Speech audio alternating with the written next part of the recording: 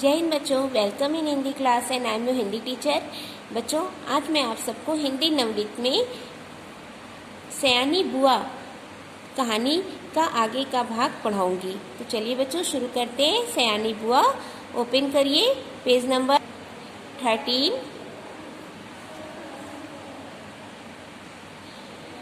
भाई साहब, बच्चों सयानी बुआ के अंतर्गत मैंने आप सबको बताया था ना, बुआ सयानी जो बुआ थी वो बहुत ही अनुशासन प्रिय थी, बहुत ही कठोर थी, है ना, और समय की बहुत पाबंद थी। सब काम उनका समय पे होना चाहिए, इस तरह के उनके विचार थे और नियम थे।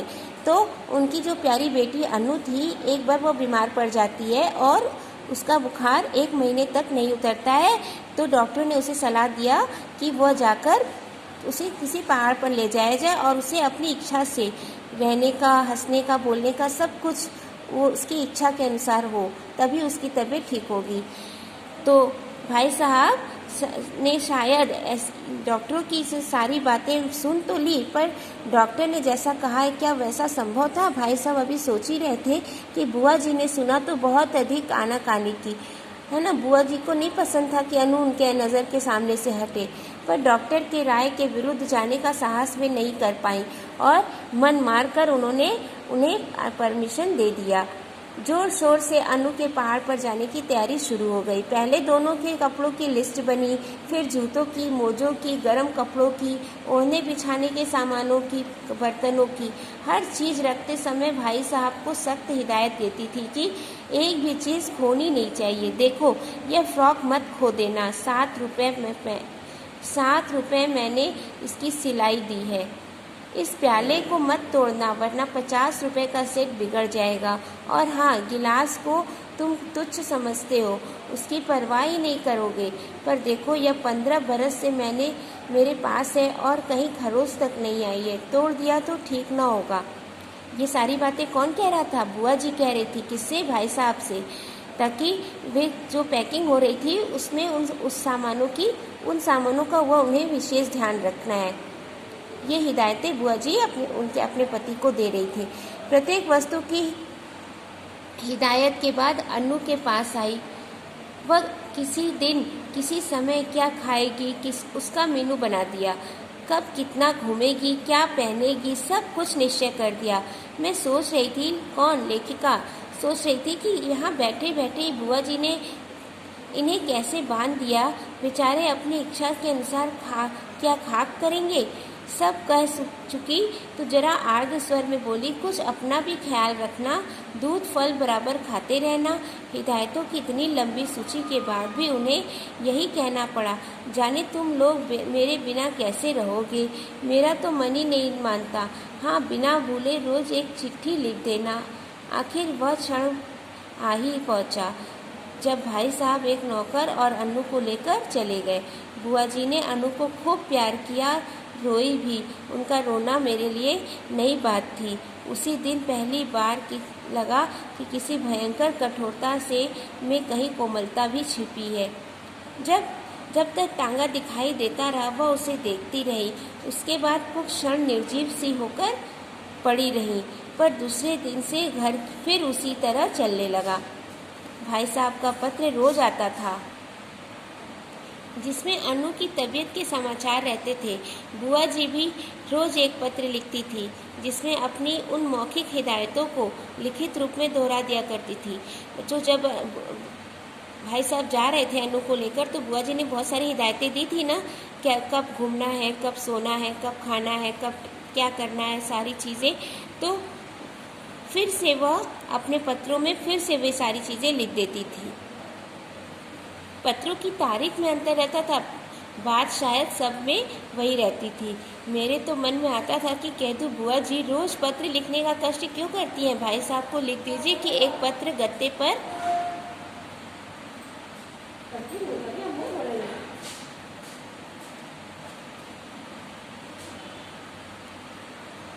चिपकाकर पलंग के सामने टांग ले और रोज सवेरे उठकर पढ़ लिया करें, पर इतना साहस ही नहीं था कि वह बात कह सकूं। बच्चों, जो लेखिका थी वो बहुत डरती थी ना बुआ जी से, तो एक ही बात वो रोज़ रोज़ लिखती थी पत्र में। तो लेखिका को लगा कि मैं बुआ जी से ऐसे कह दूं कि वो अभी ऐसा कर सकती हैं, मतलब रोज़ रोज़ पत्र क्यों लिखती हैं। लेकिन उनकी हिम्मत ऐसी नहीं हुई। करीब 1 महीने बाद एक दिन भाई साहब का पत्र नहीं आया, दूसरे दिन भी नहीं आया। बुआ जी बड़ी चिंतित हो उठी।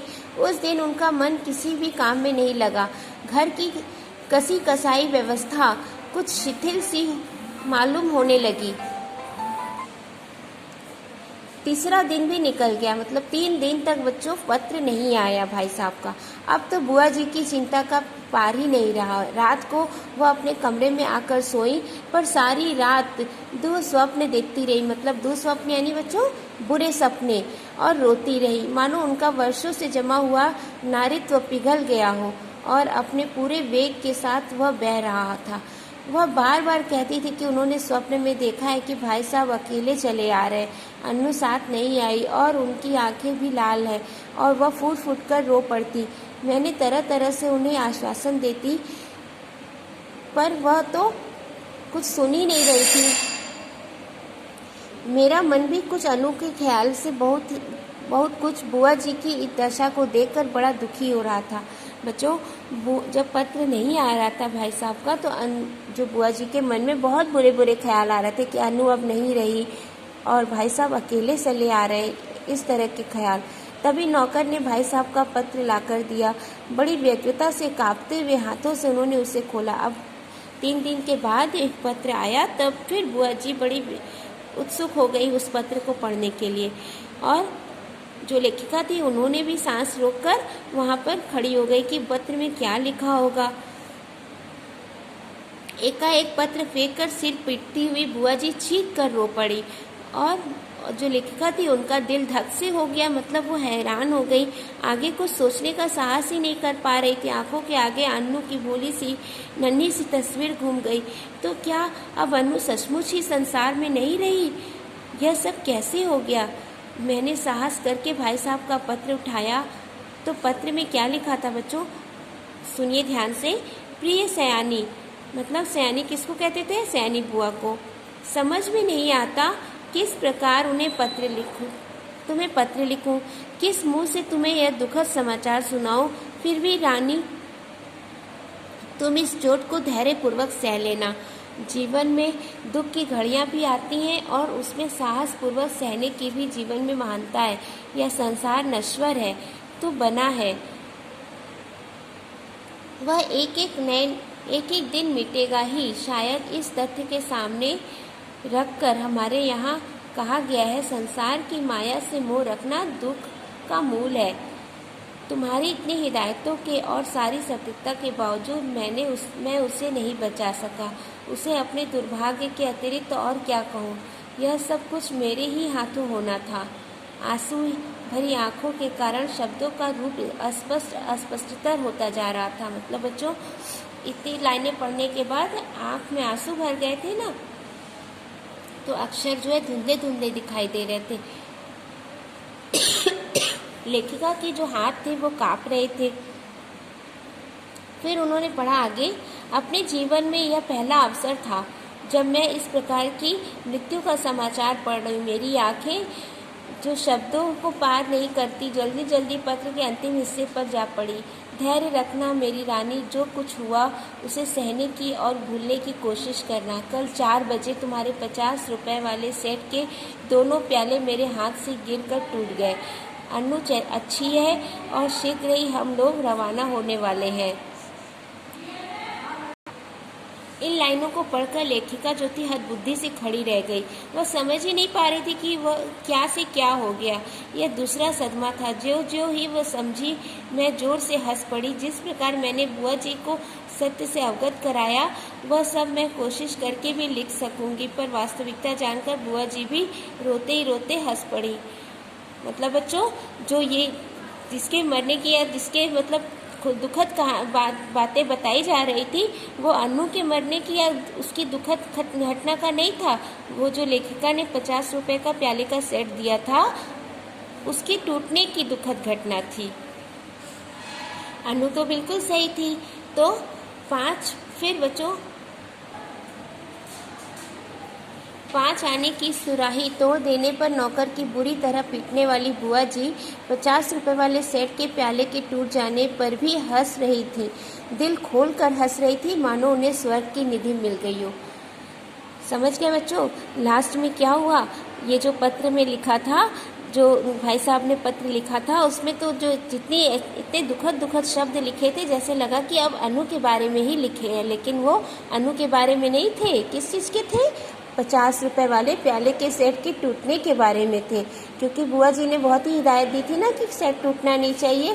फिर भी वह टूट गया, लेकिन इस समय बुआ जी को गुस्सा नहीं, हंसी आ रहा था, क्योंकि जो उनके मन में बुरे ख्याल आ रहे थे वो झूठ निकला और अनु एकदम सही है और वो घर वापस आ रही है।